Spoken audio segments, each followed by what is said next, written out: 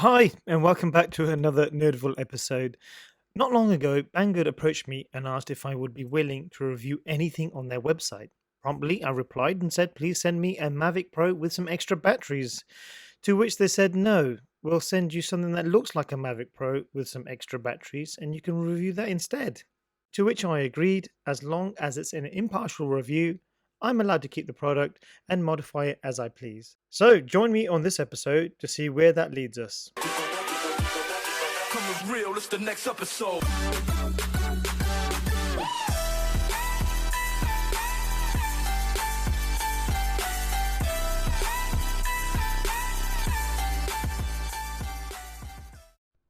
Well, here it is, finally arrived. The box itself is of very poor quality. I mean, I've seen chocolate boxes with a higher quality cardboard box than this one. So clearly, for £35, we know what we're going to get. The item itself is loosely packed with some polypropylene type molding. And here it is, the MAVIC Pro ripoff. It's called the Vizio, and it has, I wouldn't even call it a drone. It's basically a quadcopter. And there's a controller. There's no fancy screens. It's a straightforward controller which has some buttons there for automatic liftoff, takeoff, and landing. Some propeller guards, user manual, and of course some Banggood stickers. Well, you do get some spare propellers as well, which I thought was a nice touch. I wasn't expecting that with this kind of price range for a quadcopter. And you also get kind of a weird charging lead with a micro USB.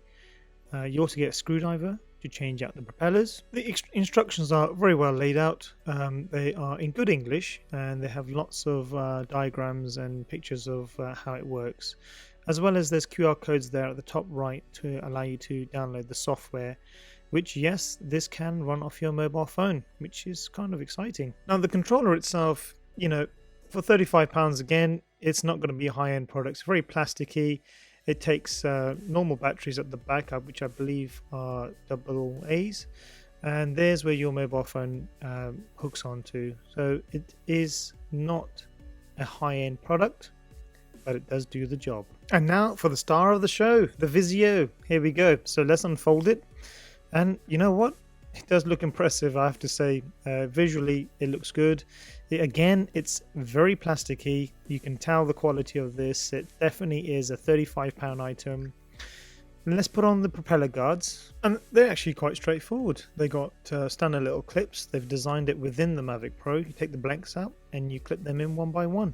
I wish the MAVIC Pro was a bit like that. And there's a forward-facing camera. Now, this is no 4K 120 frames per second type of setup, but it is a manually tiltable 2 megapixel 720p wide-angle lens, which I think for this kind of price range does do the job. Beyond that, there are no further sensors on there, but there is an on-off switch and a port for your micro SD card at the back. The battery itself is not a big capacity battery. It's about 900 milliamp hours, which gives you about 10 minutes flight time, and it takes about 1 hour to charge each cell. Now, it's paramount that you use the leads provided with this kit because they have the balancing boards within the lead itself. And by using any other lead, you're at risk of damaging those batteries. As well as the quadcopter, they also sent me 3 additional batteries and this 3-way USB charging plug. They also come with their own separate charging leads. So here you can plug it all together and in 1 hour charge up 3 separate batteries, which gives you a 30-minute flight time. Not bad. Right, being a Chinese plug, I had to use an adapter for a UK spec plug socket. And let's charge these bad boys up and take this out for our first flight. Oh, here we are in my garden on a sunny day, and there's not much breeze out there, so hopefully we'll get some good footage.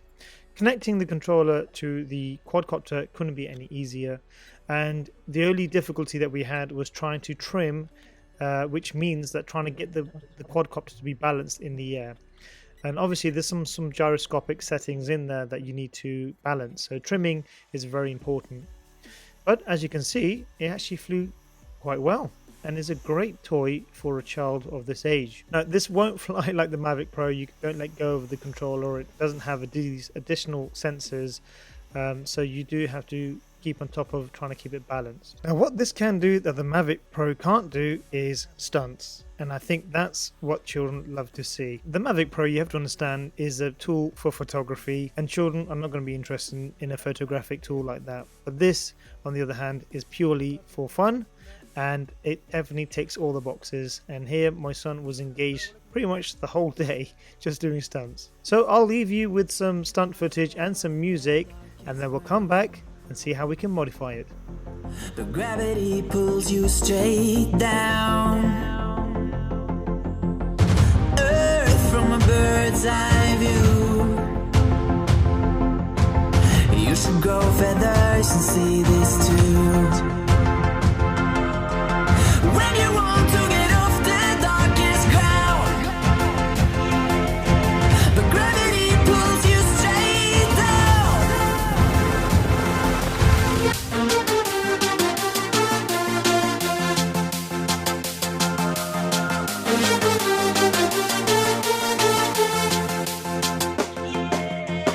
When you want to get off the darkest ground, but gravity pulls you straight down, down. Clear sky.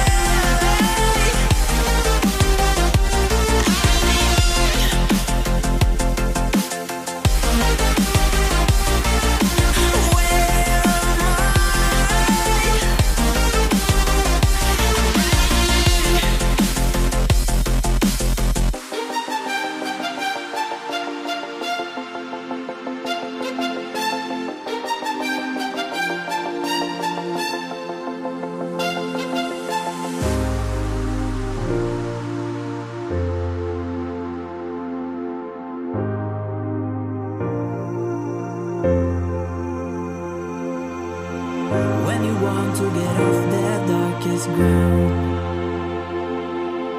but gravity pulls you straight down, Earth from a bird's eye view. You should grow feathers and see this too. When you want to get off the darkest ground, but gravity pulls you straight down.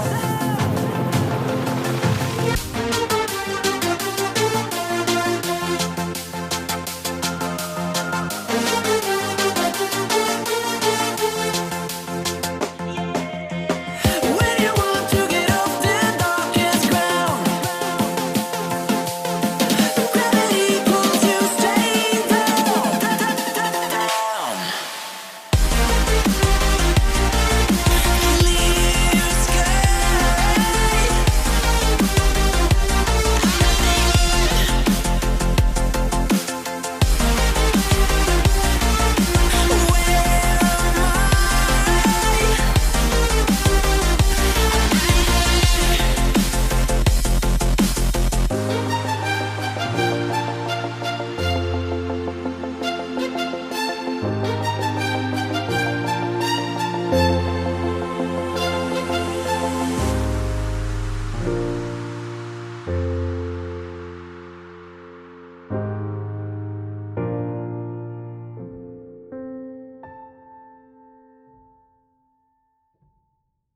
Well, I do hope you enjoyed that nice little edit there. And if you did, well, this is a good opportunity for you to click on the affiliate link and buy this item right now from Banggood. Obviously, some of that money will come to me, but it does help the channel, so don't feel like I'm promoting this product too heavily. But this is still a very impartial review, and watch it till the end. Right, now that we've got past the shameless promotion of this product, I thought the best way we can modify this is to see if we can increase the battery capacity. And as you know, on my channel we always talk about the 18650, but I want to know how many 18650s can this quadcopter lift. So here, without trying to decapitate myself, I'm trying to figure out what is the maximum payload of this product in its flight mode. So we're using a very simple rig here. I've got a water bottle with water in it. We're emptying it to see exactly what the weight limit is of this quadcopter. So let's conclude that test.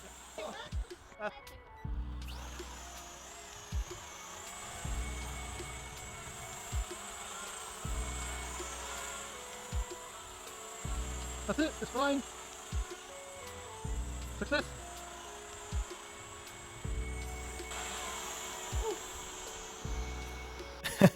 Well, we managed to get the quadcopter back, but that was a test nonetheless. And with everything that was on that quadcopter, it came to 101 grams, which is 3.6 ounces in old money. Now, that's not too bad because an 18650, a standard one, actually weighs a difference of 58 grams. Now, we can have two of these, but I feel we stick to one because at the end of the day, we're increasing the capacity to at least 2200 milliamp hours. Compared to the 900 milliamp hour batteries, that's a significant increase. In fact, we have even taken into consideration that we're replacing the existing battery's weight with the new 18650.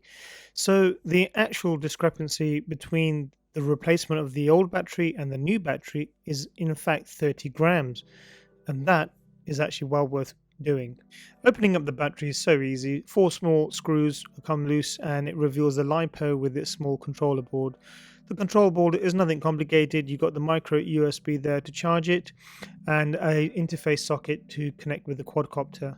Now there is a small chip on there, and I would hazard a guess that's a thermal cutoff switch. For this upgrade, I'm going to use a Sony 18650, which has been measured at 2500 milliamp hours. It's been sitting on my desk for about 12 months, and in that period it dropped by 0.04 volts, which is not bad going. Now it's very easy, just using silicon wire here. I'm soldering the negative to the negative side, positive to the positive side, and then obviously the other ends to the relevant sides for the control board.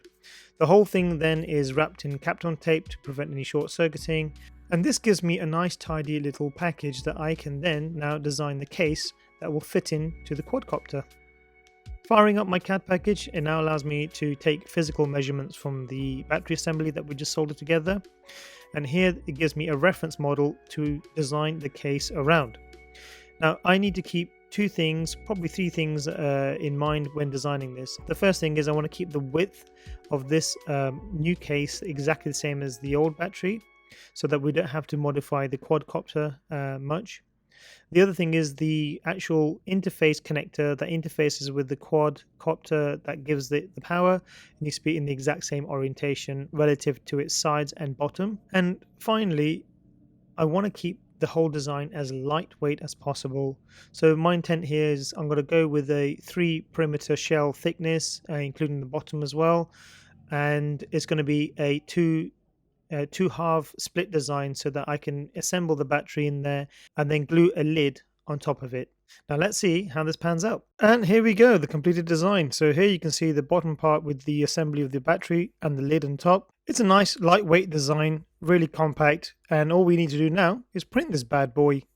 And we know what happens here. A quick slice later, send it to the printer, it's printed, check for fitment, seems to work well, and then assemble all the components inside and glue the whole thing together. I'm sure you'll agree that this is a really nice and tidy compact battery that now has 3 times more capacity, yet is smaller and lighter than 2 of the original batteries. One last thing to do now is to modify the quadcopter to accept this new battery. I've simply masked off where I'm going to cut it. I used a very sharp blade and just carefully kept scoring it until that part of the plastic cut away quite clean. That was the best way I could do it. Maybe you could use a Dremel, but that was certainly the most efficient and cleanest way. And look at that, the battery fits first time, nice and snug, and we're ready to fly. Now we decided to run the test indoors so as to remove any external factors like wind and breeze. We started off with the original battery measured at 900 milliamp hours, and that gave us a flight time of about 9 minutes, not far from the advertised 10 minutes. We then repeated the test with our 2500 milliamp hour measured 18650 battery, and that surprisingly gave us a flight time of just over 20 minutes. Good, because that kind of is what we calculated. With the additional weight at the bottom, the center of mass was actually lowered quite somewhat, and that actually made the quadcopter a lot more balanced and easier to control as opposed to the lighter LiPo cell.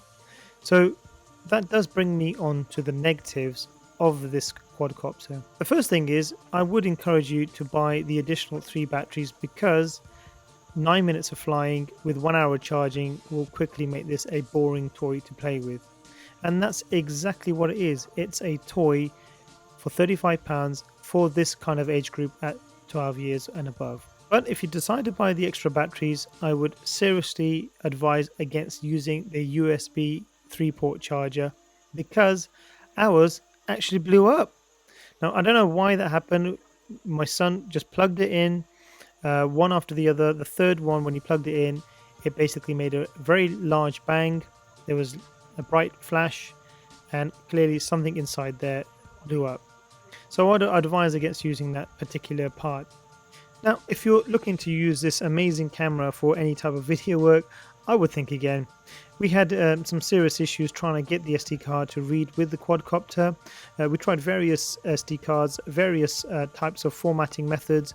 Its recommended method is a FAT32, but it just would not work for us. And this is where the software comes into its own play. You have to enable the Wi-Fi connectivity to the Quadcopter, which gives you access to a live stream video of the camera on this Quadcopter. Here you can take pictures and video, and it will store them locally on your mobile phone, and then you can access them as and when you want in your own free time. The quality again is not so great. It has no built-in gimbal, but because it's wide angle, it certainly is not bad for a £35 toy.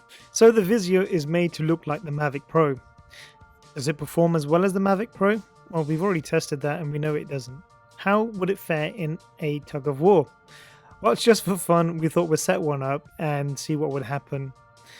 And as you can guess, you're going to be surprised as to what really happened.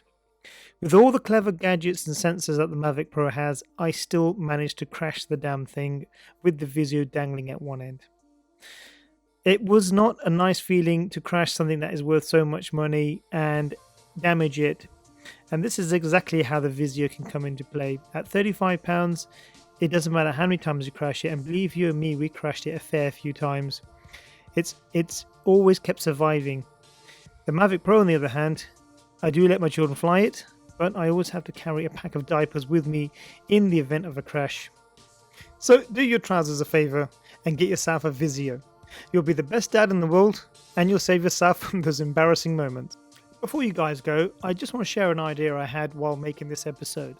Can I do the same thing with a MAVIC Pro battery? Expand the capacity using 18650s. If you guys want to see me make that episode, please like this video and let me know in the comments section. In the meantime, I hope you had fun watching this episode as much as we did making it, and I'll see you on the next episode. Thank you for watching.